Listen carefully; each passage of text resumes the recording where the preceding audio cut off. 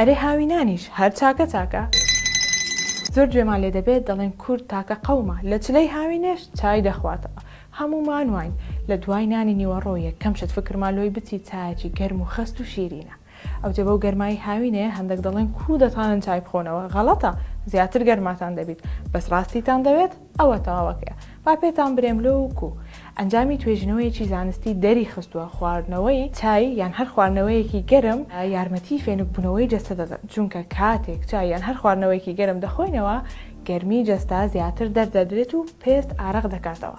ئەمەش دەبێتە هۆی فێنکبوونەوەی ناوەوەی جەستا، چونکە لەگەڵ ئەو ئارەقکردنەوەی بەشێکی گەرمی ناوەوەی جەستا دێتە دەرەوە.